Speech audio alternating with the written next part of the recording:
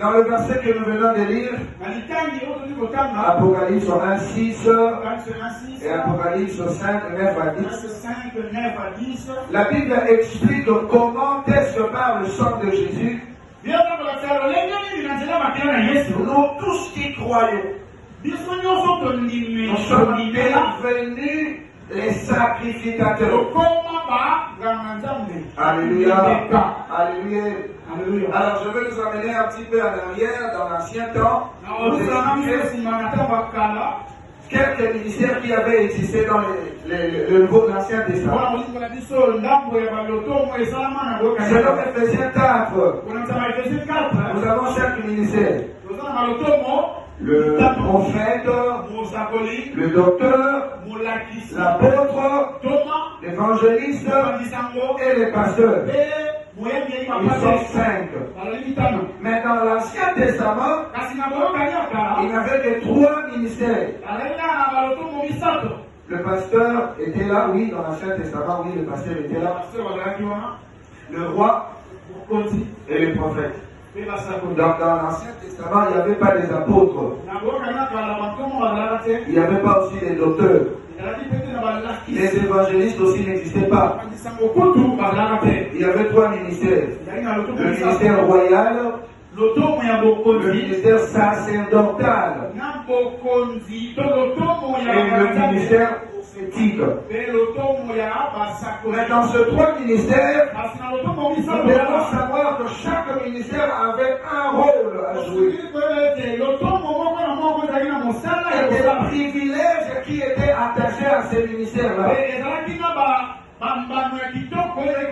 Nous avons parlé ici de 12 fils de Jacob. Chaque tribu avait reçu une portion de la terre. Une partie des responsabilités. Une partie des responsabilités. Une partie des héritage. Et cela était interdit à un tribu de prendre la responsabilité d'une autre tribu. Je pense que je l'ai dit ici, c'est la raison pour laquelle les filles de cet homme qui était mort, dont en fait il y avait une loi quand l'homme meurt, s'il n'a pas un garçon, s'il n'a pas un fils, voilà. Les filles n'hériteront pas.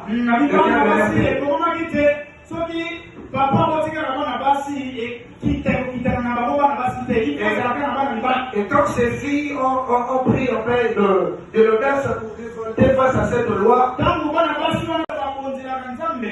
c'était en fait la manne qu'on avait réservée là. Pourquoi Jésus a rappelé ce verset? Parce que David c'était un roi. Il n'était pas sacrificateur. Il ne pouvait pas aller dans le lieu très saint. Alléluia. Est-ce qu'on peut acclamer pour le Seigneur? Acclame pour le Seigneur. Acclame pour le Seigneur. Dans le tabernacle de Dieu, on avait un rideau. Parce que c'est Dieu qui avait recommandé. Un rideau qui devait séparer le lieu très saint et le lieu saint. Pour ne permettre à personne autre que les sacrificateurs d'y avoir accès. Alléluia. Alléluia. Ça c'était dans l'ancien temps. Dans les sacerdoces aroniques. Alléluia. Mais quand le Seigneur Jésus-Christ est venu sur la terre, la Bible dit ceci. Le jour où Jésus était en train de mourir à la croix, il eut une ténèbre, un moment de nuit. Pendant 3 heures du temps. Et le rideau du temple était désiré. Mais frère, le rideau servait à empêcher aux autres d'avoir accès dans les lieux précis. Alléluia. Mais ce jour-là, le rideau était. C'est pour dire c'est désormais. vous tous qui croyez en moi, vous êtes devenus des sacrificateurs. Vous tous qui croyez en moi, vous êtes devenus des rois. Vous pouvez avoir l'école pour régner et vous pouvez avoir accès dans le présence de Dieu. C'est que le Seigneur a fait que cette histoire se fasse. C'est que dans l'ancien temps, il était réservé à une seule personne, un seul rôle. Mais dans notre temps, le Seigneur nous donne les doubles. Tu peux être en même temps un roi. Et tu peux être en même temps un sacrificateur. Alléluia. Est-ce qu'on peut acclamer le Seigneur? Acclame le Seigneur, acclame le Seigneur. Alléluia. Alléluia. Un jour, Jésus est en train de marcher avec ses disciples. Dans Matthieu 16. Il leur pose la question. Qui dites-vous que je suis? Les gens disent que tu es Jérémie. Les autres disent que tu es Jean-Baptiste. Les autres disent que tu es l'un des prophètes. Alléluia. Pierre prend la parole et dit, tu es le Christ. Le Fils du Dieu très haut. Jésus lui a dit, c'est pas tout. C'est mon Père qui donne les élections. Il prend le rouleau pour faire les discours. Il prend la prophétie d'Esaïe. Car l'Esprit du Seigneur est sur moi. L'Éternel devant moi. Pour annoncer de bonnes nouvelles aux malheureux. Libérer les captifs. Jésus a fini de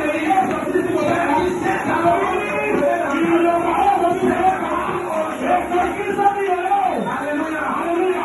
C'est pour dire. Avant moi, il y a une personne qui a été crucifiée. Il y a une personne qui avait la capacité de sauver. Il y a une personne qui avait la capacité de guérir. Je suis le Christ. Je suis venu pour guérir. Je suis venu pour sauver. Pour libérer. C'est la raison pour laquelle je suis baptisé dans le nom de Dieu. Mais les autres disciples n'avaient pas tort. Ils savaient pourquoi. Jérémie. C'était un prophète de Dieu. Mais il avait une petite portion. Jean, c'est aussi un prophète de Dieu. Mais il avait une petite portion. Mais la totalité, la plénitude s'est accomplie en Jésus. Alléluia. Alléluia. C'est pourquoi dans l'ancien temps, l'Esprit de Dieu n'habitait pas dans les hommes. Il leur accordé une petite portion de l'onction pour l'exercice du rôle qu'ils avaient. Mais dans notre temps, ce n'est pas le cas. Je vais être prophète. Je vais être le roi. Je vais être le sacrificateur. Non seulement que je dois régner, j'ai aussi l'appel d'entrer dans la présence de Dieu. Alléluia. Alléluia. Alléluia. Est-ce qu'on peut acclamer le Seigneur? Il est afin de nous un royaume des sacrificateurs. C'est-à-dire que Dieu ne te donne pas la moitié des choses. Il ne te donne pas non plus le peu. Mais il te donne la plénitude. C'est la raison pour laquelle, à la croix, Jésus avait dit, tout est accompli. Alléluia. Parce que depuis Adam, jusqu'à Jésus, chacun a amené une particularité de la mission de Dieu. Qui annonçait réellement la venue du deuxième Adam.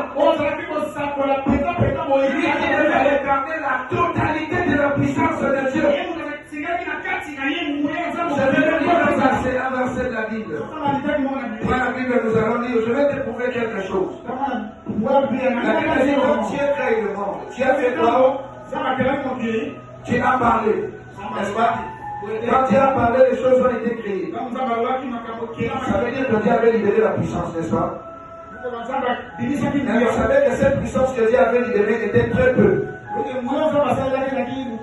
par rapport à la puissance qu'il avait libérée lorsqu'il ressuscitait Jésus.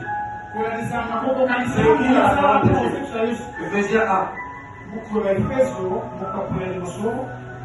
Je prends à partir du 19e De la tribu de Judas, même si tu es plus fort, tu ne deviendras jamais un roi. Si tu n'es pas de la tribu de Lévi, même si tu as lu le Torah, tu as mémorisé, maîtrisé, tu ne deviendras jamais sacrificateur. Alléluia. Alléluia. C'est dans ces trois ministères que nous devons parler ce soir. Pourquoi ces trois sont ministères? Parce qu'avant l'exercice de ces trois responsabilités, il fallait être loin.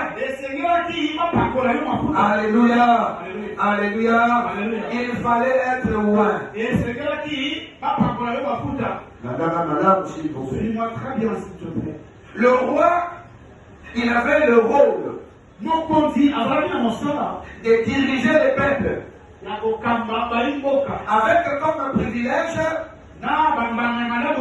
le trône pour régner. Alléluia. Le roi avait pour rôle de diriger le peuple. Et avec comme privilège le trône pour régner. Tandis que le sacrificateur, lui, il avait la responsabilité d'être l'intermédiaire entre Dieu et le peuple. Avec comme privilège l'accès dans la présence de Dieu. Les sacrificateurs étaient de seuls de ces personnes et Dieu avait permis l'accès dans sa présence. Alléluia. C'est-à-dire en ce qui concerne la royauté, en ce qui concerne les décisions pour diriger le peuple, ce n'était pas à un sacrificateur de les prendre. Alléluia. C'était au roi. Mais s'il fallait représenter le peuple de Dieu devant Dieu, cela aussi n'était pas la responsabilité du roi. Il fallait que le sacrificateur aille auprès de Dieu.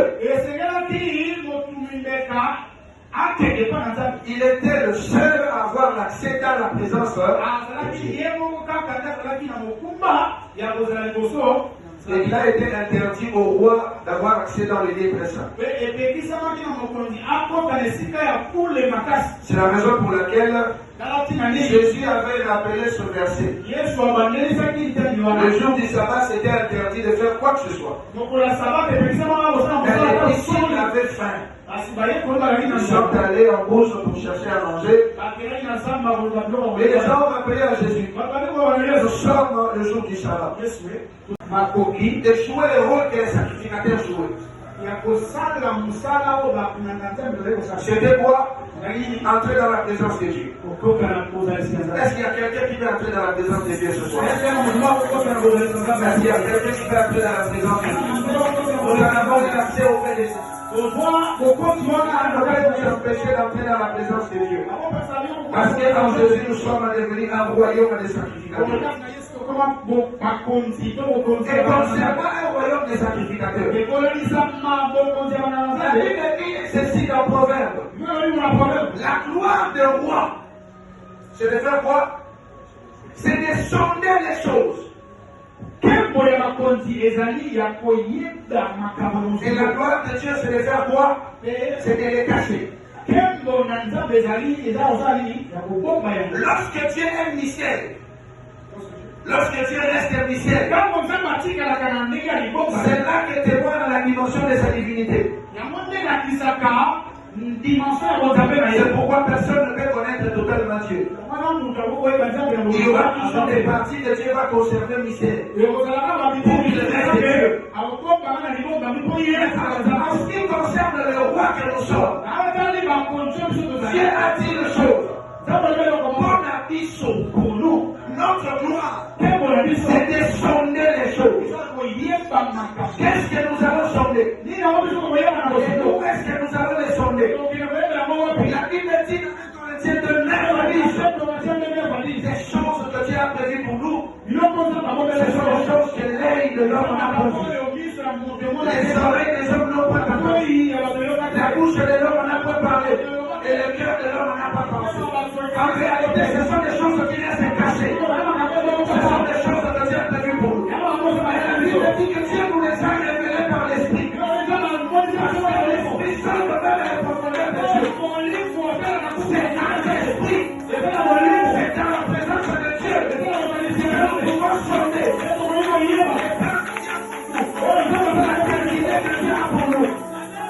Et lorsque Dieu nous accorde automatiquement nous avons la gloire. C'est pourquoi ma prière est la gloire de Dieu t'accompagne. Que nous reçoivons la gloire de Dieu. Puisque Dieu est venu dans la présence de Dieu, la gloire t'accompagne. Je te donne un exemple. Moïse va sur la montagne pour rencontrer le Seigneur. Nous avons quitté nos maisons. Nous sommes venus ici ce soir pour rencontrer Dieu, dans la présence de Dieu. C'est là lorsque tu ne vas pas rentrer tel que tu es venu. Nous sommes comme les Moïse ce soir. Moïse est monté pour voir Dieu. La Bible dit quand il descend de la montagne, je brillais. Son visage rayonnait de gloire. Au point que les gens ne pouvaient le regarder. Et David dit dans Psaume, quand on tourne le regard vers lui, on est rayonnant de joie, comme la connaissance de la visage ne se couvre pas de honte.